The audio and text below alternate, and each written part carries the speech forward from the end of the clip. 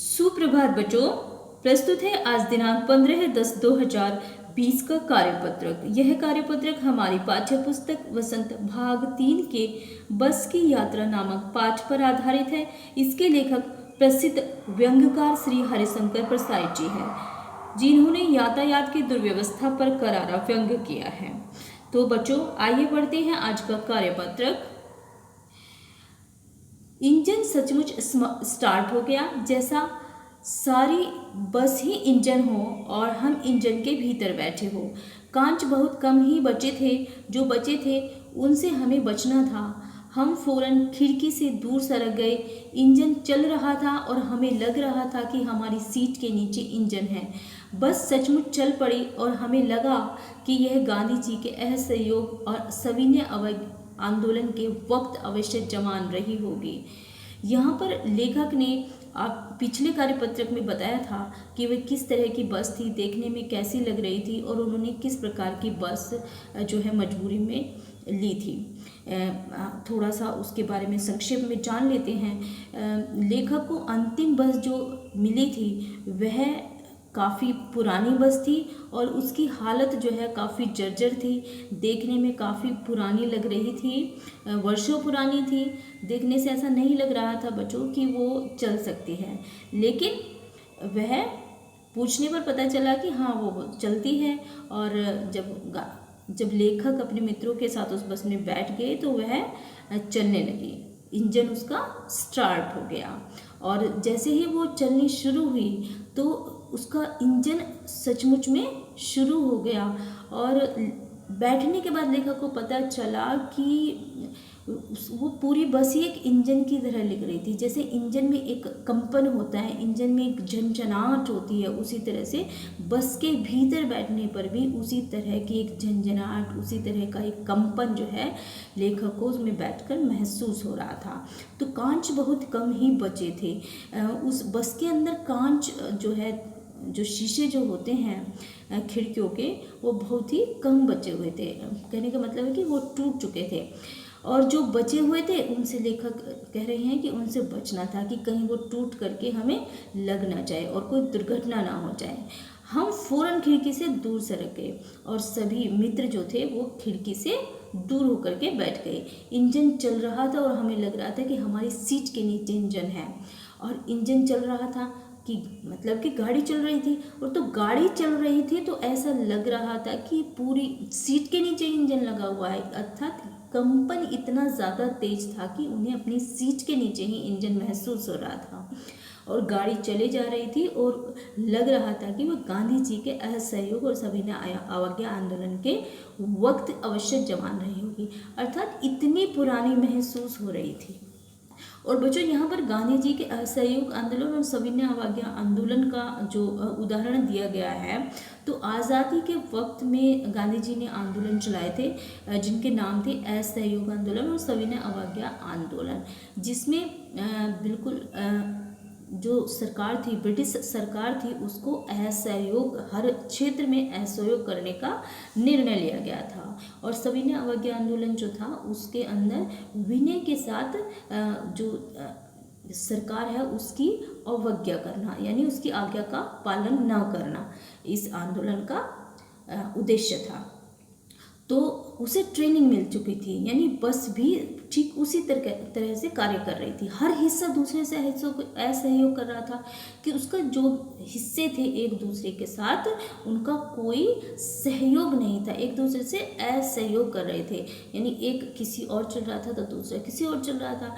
पूरी बस सविनय अवज्ञा आंदोलन के दौर से गुजर रही थी। सीट का बॉडी से असहयोग चल रहा था, यानी सीट और बॉडी एक दूसरे के साथ हिल रही थी, कंपन कर रही थी, आगे पीछे हो रही थी। कभी लगता सीट बॉडी को छोड़ करके आगे निकल गई, कभी लगता है कि सीट को छोड़कर बॉडी आगे भागी जा रही है। 8-10 मील चलने पर सारे भेदभाव मिट गए और ये समझ में ही नहीं आ रहा था कि सीट पर हम बैठे हैं या सीट हम पर बैठी है। अर्थात कंपन इतना, जैसे ही स्पीड बढ़ी बस की, तो ऐसा पता ही नहीं चला कि हम सीट पर बैठे हैं या सीट हम पर बैठे हैं। ऐसी स्थिति जो है उस बस की हो चुकी थी। तो बच्चों आइए आगे बढ़ते हैं और देखते हैं आज के शब्दार्थ। तो आज के शब्दार्थ हैं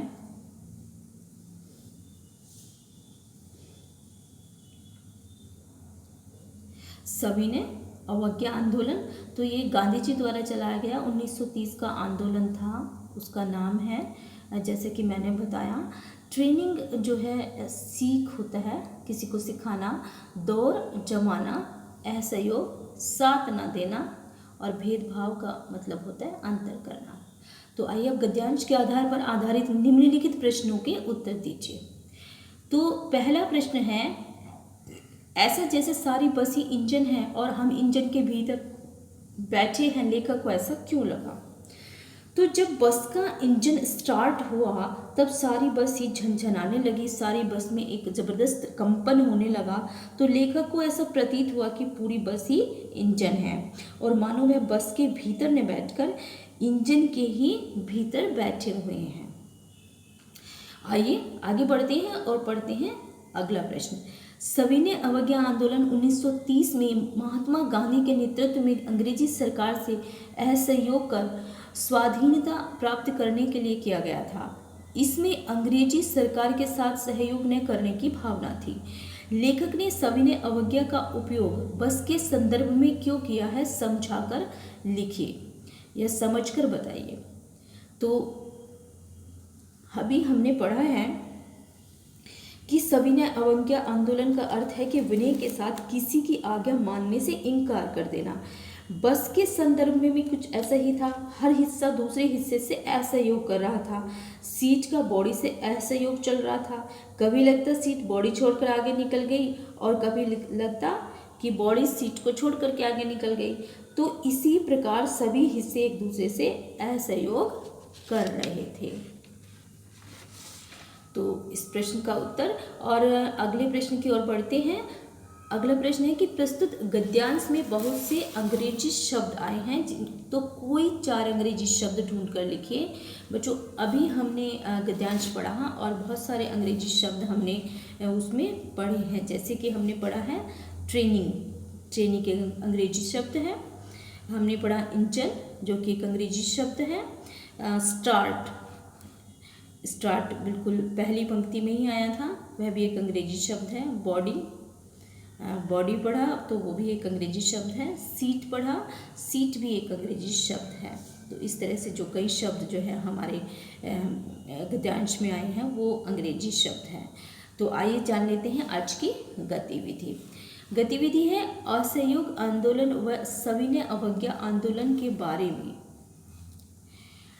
जानकारी एकत्रित करके इस गतिविधि में आप अपने इतिहास की पुस्तक व अपने बड़ों की सहायता ले सकते हैं। तो बच्चों ये दोनों आंदोलन जो है असहयोग आंदोलन और सविनय अवज्ञा आंदोलन, इन दोनों के बारे में आप और अधिक जानकारी एकत्र कीजिए और इसके लिए इस गतिविधि में मदद के लिए आप अपनी इतिहास की पुस्तकों या अन्य सहायक पुस्तकों की मदद ले सकते हैं और इसके बारे में और अधिक जानकारी प्राप्त कर सकते हैं। तो इसके बारे में जानकारी प्राप्त कीजिए और यहाँ पर उत्तर लिखिए कि इन दोनों से आप क्या समझते हैं। तो बच्चों कोविड-19 जैसी महामारी के दौरान आपको सावधान रहना चाहिए और मास्क का प्रयोग करना चाहिए। आज का संदेश है कि आपको मास्क का इस्तेमाल करना चाहिए। तो आशा है कि आपको आज का कार्यपत्रक समझ आ गया होगा और आप इसको भलीपूर्वक कर सकते हैं। तो सभी बच्चे ध्यानपूर्वक अपना कार्यपत्रक पूरा करेंगे। मैं मिलती हूँ आपको अगले कार्यपत्रक में, तब तक के लिए आप पढ़ते रहिए और स्वस्थ रहिए।